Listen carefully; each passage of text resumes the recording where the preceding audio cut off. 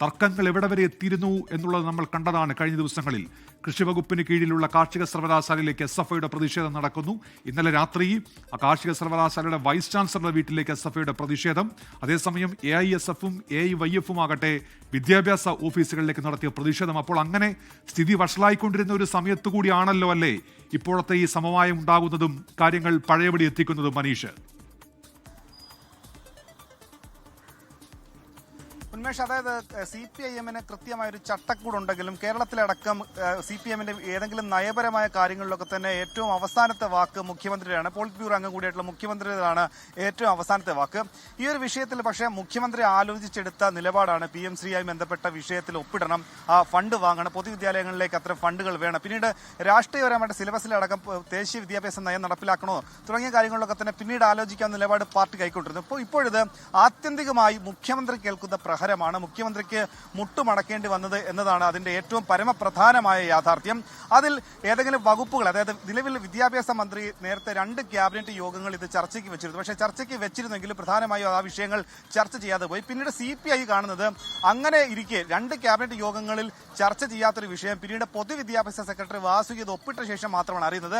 ഏറ്റവും പ്രധാനപ്പെട്ട കാര്യം CPIയുടെ മുഖപത്രമായ ജനയുഗത്തിലെ അന്നത്തെ പ്രധാനപ്പെട്ട വാർത്തയുടെ തലക്കെട്ട് ഇങ്ങനെയായിരുന്നു: PM3യിൽ ഒപ്പിട്ടു എത്ര എന്ന രീതിയിലായിരുന്നു. അതായത് PM3യിൽ ഒപ്പിട്ടു എന്ന കാര്യം പാർട്ടിയോ പാർട്ടിയുടെ മുഖപത്രമോ വാർത്തയോ അറിഞ്ഞിട്ടില്ല. ഒപ്പിട്ടതിനെ സംബന്ധിച്ചുള്ള വിശദാംശങ്ങളോ പാർട്ടി മുഖപത്രത്തിന് അന്ന് ആ ലേഖകൻ അത് സംബന്ധിച്ചുള്ള വാർത്ത റിപ്പോർട്ട് ചെയ്യാനും സാധിച്ചില്ല.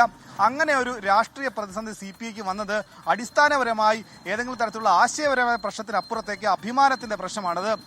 ഈ ഇടതു മുന്നണിയിലെ രണ്ടാമത്തെ ഏറ്റവും പ്രധാനപ്പെട്ട ഒരു നിമിഷം എത്താം. ഇപ്പോൾ മന്ത്രിസഭാ യോഗം തുടങ്ങിയെന്നുള്ള വാർത്ത വരുന്നു.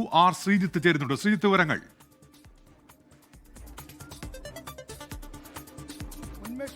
ഏറെ നിർണായകമായ മന്ത്രിസഭാ യോഗം തിരുവനന്തപുരത്ത് തുടങ്ങിയിരിക്കുകയാണ്.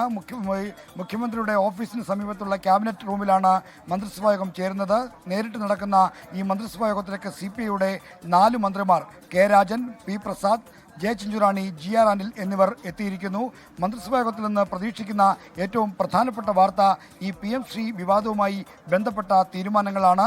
PM3 വിവാദത്തിൽ ധാരണാപത്രം പിൻവലിക്കുന്നതുമായി ബന്ധപ്പെട്ട കേന്ദ്രത്തിന് കത്തെഴുതാനുള്ള തീരുമാനവും മന്ത്രിസഭാ യോഗത്തിന്റെ തീരുമാനമായി ഔദ്യോഗികമായി വരേണ്ടതുണ്ട്.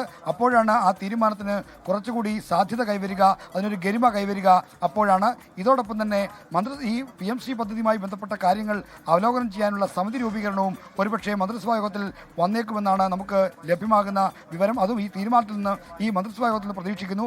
അതുകൊണ്ട് CPI നേതാക്കന്മാർ സെക്രട്ടേറിയറ്റ് യോഗം സമാപിച്ചിട്ടും പാർട്ടി ആസ്ഥാനത്ത് തന്നെ കാത്തിരിക്കുകയാണ് മന്ത്രിസഭയുടെ തീരുമാനം എന്താണെന്ന് അറിയാൻ. മന്ത്രിസഭാ യോഗത്തിൽ ഉചിതമായ തീരുമാനമെടുക്കാൻ CPI മന്ത്രിമാരെ ചുമതലപ്പെടുത്തിയാണ് സെക്രട്ടേറിയറ്റ് യോഗം തിരിഞ്ഞിരിക്കുന്നത്. എന്തായാലും ഈ മന്ത്രിസഭാ യോഗം ഏറെ നിർണായകമാണ്. PM3 പദ്ധതിയുടെ കാര്യത്തിൽ CPIയുടെ ആവശ്യമനുസരിച്ച്, CPIയുടെ നിലപാടനുസരിച്ചുള്ള തീരുമാനങ്ങൾ മന്ത്രിസഭാ യോഗത്തിൽ ഉണ്ടാകുമോ എന്നാണ് ഇനി നമ്മൾ കാത്തിരിക്കുന്നത്. ശ്രീജിത്ത്, ഇപ്പോൾ ഈ PM3യിൽ ഒപ്പുവെക്കുമ്പോൾ അത് ഒരു മന്ത്രിസഭാ യോഗത്തിലും ചർച്ച ഇല്ലല്ലോ.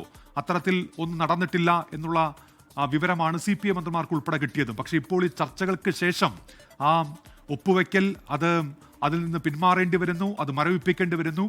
അപ്പോൾ അതെങ്ങനെ ഈ മന്ത്രിസഭാ യോഗത്തിൽ ഇപ്പോൾ നടക്കുന്ന ചർച്ചകളിൽ എങ്ങനെ ഇടം പിടിക്കുമെന്നാണ് കരുതേണ്ടത് ശ്രീജിത്ത്? ഇക്കാര്യത്തിൽ CPIഎമ്മിന്റെ സംസ്ഥാന നേതൃത്വത്തിനും മുഖ്യമന്ത്രിക്കും CPIഎം ജനറൽ സെക്രട്ടറി MA ബേബിയുടെ ഭാഗത്ത് നിന്ന് ഒരു കൃത്യമായ മാർഗനിർദ്ദേശം നൽകിയിട്ടുണ്ട് എന്നാണ് മനസ്സിലാക്കുന്നത്. AK സെന്ററിൽ രാവിലെ ചേർന്ന അവൈലബിൾ സെക്രട്ടറി യോഗത്തിലും പിന്നീട് ഉച്ചയ്ക്ക് CPI നേതാക്കളുമായി ചർച്ച നടത്താൻ എത്തിയപ്പോഴും മുഖ്യമന്ത്രിക്കും ഇതുമായി ബന്ധപ്പെട്ട കൃത്യമായ ഒരു ധാരണ ഈ അവിടുത്തെ ചർച്ചയിൽ നിന്ന് ഉണ്ടായിട്ടുണ്ട്. അപ്പോൾ ഇത്തരം തീരുമാനങ്ങൾ അജണ്ടയ്ക്ക് പുറത്തുള്ള വിഷയമായിട്ടാണ് ഇനി വരേണ്ടത്. അജണ്ടയിൽ ഉൾപ്പെടുത്തി ഈ വിഷയം ഈ വൈകിയ മണിക്കൂറായതുകൊണ്ട് വരാനുള്ള സാധ്യത കുറവാണ്. എങ്കിലും ഔട്ട് ഓഫ് അജണ്ടയായി വിഷയം പരിഗണിക്കുമ്പോൾ മുഖ്യമന്ത്രി തന്നെയാണ് ഈ തീരുമാനങ്ങൾ പൈലറ്റ് ചെയ്യേണ്ടത്, ഈ നിർദ്ദേശങ്ങൾ പൈലറ്റ് ചെയ്യേണ്ടത്. അങ്ങനെ വരുമ്പോൾ ഈ PM3 പദ്ധതിയുമായി ബന്ധപ്പെട്ട് മന്ത്രിസഭ അറിയാതെ, മുന്നണി അറിയാതെ തീരുമാനമെടുത്തിട്ടുള്ളൊരു വിശദീകരണം ഒരുപക്ഷെ മുഖ്യമന്ത്രി മന്ത്രിസഭാ യോഗത്തിൽ നൽകിയേക്കും. എന്നാൽ മറ്റ് മന്ത്രിമാർ കൂടി ഉൾപ്പെട്ടതുകൊണ്ട് അത്രയും സാധ്യതയുണ്ടോ എന്ന കാര്യം നമുക്ക് ഈ കഴിഞ്ഞാൽ ശേഷം മാത്രമേ പറയാൻ കഴിയൂ. എന്തായാലും മുഖ്യമന്ത്രി ഇത്തരം തീരുമാനങ്ങൾ മുൻകൈയെടുക്കും, നിർദ്ദേശങ്ങൾ അവതരിപ്പിക്കുക മുഖ്യമന്ത്രി ആയിരിക്കും. അതുകൊണ്ട് തന്നെ ആ തീരുമാനം ഈ മന്ത്രിസഭാ യോഗത്തിൽ നിന്ന് പ്രതീക്ഷിക്കുകയാണ്. ശരി, പുറത്തുവരുന്ന വിവരങ്ങൾ അനുസരിച്ച് തന്നെയാകുമോ ഈ മുഖ്യമന്ത്രി ഇനി ഒരു വിശദീകരണം നൽകുക ഔദ്യോഗികമായി ഇക്കാര്യത്തിൽ എന്നുള്ളതും അറിയേണ്ടതുണ്ട്. ആർ സിജിത്താണ് ഇപ്പോൾ വിവരങ്ങൾ നൽകിക്കൊണ്ടിരിക്കുന്നത് തിരുവനന്തപുരത്ത് നിന്ന്. എം ജി പ്രതീഷും മനീഷ് മഹിപാലും തുടരുന്നുണ്ട്. നിർണായക മന്ത്രിസഭാ യോഗം ഇപ്പോൾ ആരംഭിച്ചു കഴിഞ്ഞിരിക്കുന്നു. ലോകത്തെവിടെയായാലും ഏത് സമയത്തും 24 വാർത്തകളും ഓഗ്മെന്റഡ് റിയാലിറ്റി പാക്കേജുകളും എക്സ്പ്ലെയിനറുകളും വിശദമായി കാണാൻ ഞങ്ങളുടെ യൂട്യൂബ് ചാനൽ നിങ്ങൾക്ക് സബ്സ്ക്രൈബ് ചെയ്യാം.